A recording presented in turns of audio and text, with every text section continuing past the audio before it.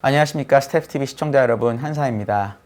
2월 달 시장 전망에 대해서 좀 말씀드리려고 하는데요. 앞으로 매달 아마 이런 기회를 가지려고 노력하도록 하겠습니다.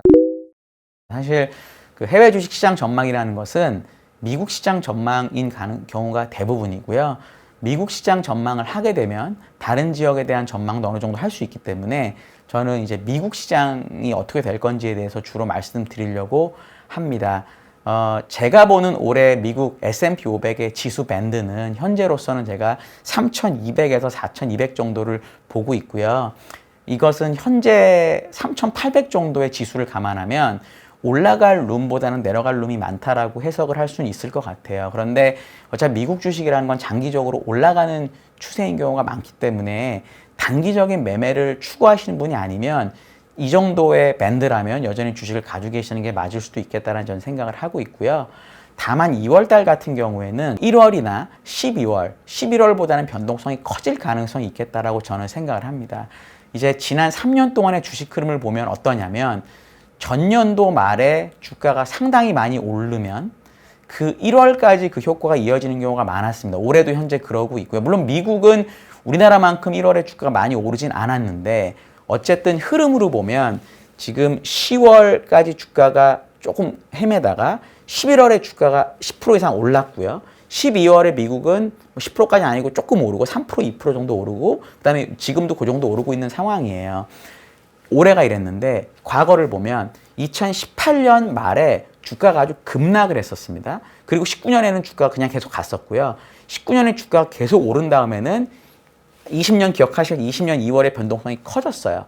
그럼 18년은 어땠냐? 18년도 1월, 2월에 주가가 한번 빠졌었는데 17년에 주가가 아주 강했거든요. 그때 언제냐면 코스피로 치면 2018년 초에 전고점 2600 갔을 때고 S&P도 3200 고점을 갔을 때입니다. 그러니까 기본적인 매매 흐름을 보면 전년도에 주가가 강하게 오르고 나면 그 다음에 1월까지는 연초 효과를 누리지만 그 다음에 2월 달에는 항상 어느 정도 흔들림이 있었다라고 보시는 게 맞을 것 같아요. 그래서 제가 보는 관점은 2월 달에는 주가가 어느 정도 변동성을 키울 가능성이 되게 어느 정도 있다라고 저는 생각을 하고요. 그리고 이제 지금 최근 주가 흐름을 보면 이제 인플레이션이나 금리에 대한 또 기대가 좀 약해져서 다시 IT 종목들이 되게 강하고 특히 애플이 종목이 요즘 되게 강하고요. 그리고 이제 금융이나 산업재나 기존의 구경제 종목, 인플레이션에 강한 종목들이 다시 주가가 최근 한 일주일 정도 약한데 제가 보는 2월 달의 그림은 다시 한번 이런 구경제 종목들이 상대적으로 좋을 수 있겠다라고 생각을 합니다. 그 이유는 금리가 지금 10년물이 1% 정도 내외에서 왔다 갔다 하는데요. 고점은 1.15% 정도에서 찍었었습니다. 지금 금리가 약간 내려왔는데 그 미국의 백신 접종 추이를 보면 지금 아직까지도 2천만 명 정도밖에 맞지 않았어요. 2천만 명이 되게 많다고 생각을 하지만 미국 인구가 3억 5천만이고 두 번 맞아야 되니까 7억이잖아요. 그러니까 7억에 2천만이면 3% 정도니까 사람들이 느끼는 것보다 미국의 백신 접종 속도가 그렇게 빠르지가 않은 거죠. 그러면서 이제 다시 그럼 백신 때문에 좋아질 수 있는 업종들이 생각보다 느리게 좋아질 수 있겠다. 그러면 사람들이 돈 쓰는 속도도 늦어지니까 결국 물가도 덜 오르겠다. 이제 이런 기분 때문에 이제 다시 IT 종목들이 된 거거든요. 물론 그 전에 IT 종목이 워낙 안 좋았던 것도 있고. 그런데 백신 접종이라는 것은 지금 영국 케이스를 보면 그래도 10%가 넘었거든요. 그러니까 기본적으로 백신 접종은 시간이 지나면 해결될 일이고 그게 2월 달에 뉴스로만 보면 백신 접종이 된다라는 뉴스가 나올 가능성이 저는 더 높다고 생각하거든요. 그럼 사람들이 느끼기에 그래도 백신 접종이 될 수 있겠다라고 보면 인플레이션이 강하게 되면 결국은 인플레이션 강할 때 좋았던 종목들이 조금 더 좋을 수 있겠다라고 저는 생각을 합니다. 역사적 사례를 제가 한 20년 정도로 분석을 해봤는데요. 인플레이션이 강할 때 그러니까 인플레이션 강하다는 뜻은 뭐냐? 인플레이션이 물가 상승률이 확대되는 시기를 제가 말씀드립니다. 인플레이션이 확대되는 시기에 주가가 강했던 업종은 금융이나 에너지나 소재나 산업재나 이런 업종들이 상대적으로 강했고요. 지역으로 보면은 신흥국이나 유럽이나 일본 이런 지역들이 강했었습니다. 그래서 2월 달에는 저는 이런 쪽이 상대적으로 다른 쪽보다 좋을 수 있다라고 생각을 하고 있고요. 이걸 펀더멘탈하게 좀 설명을 해보면 이렇습니다.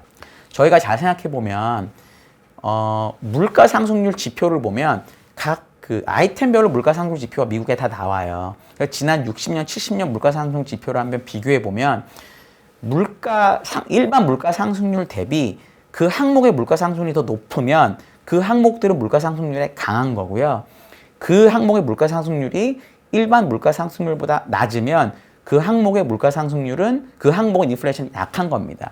어떤 것들이 물가 상승률에 강했냐면 담배, 필수 소비재, 뭐 헬스케어, 뭐 이런 원자재 이런 것들이 강했고요.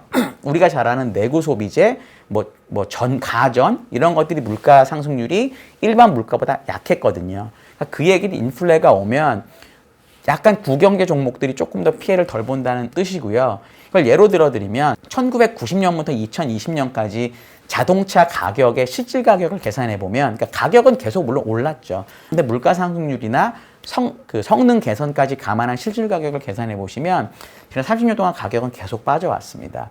아이폰 같은 경우에도 2011년부터 ASP가 나오거든요. 전체 매출 나누기 그 물량으로. 이걸 보시면 매년 단가가 빠졌어요. 그러다가 어떤 해에 한번 빵 떴는데 이게 뭐냐면 팀 쿡이 오면서 애플이 원래 화면이 되게 작았잖아요. 근데 그러면서 큰 화면을 내면서 이건 어쩔 수 없이 가격을 올려야 되니까 단가가 오른 적이 있습니다. 그러니까 세계에서 브랜드가 제일 강한 애플도 제품을 확실하게 바꾸지 않으면 단가 하락 압박을 받는다는 거거든요. 그래서 인플레이션이 만약에 정말로 온다. 그러면 아까 말씀드렸던 업종들이 상대적으로 강할 수 있다라고 저는 생각을 합니다. 그래서 2월 달에는 어느 정도는 위험 관리를 좀 하시는 게 맞을 수도 있을 것 같고요.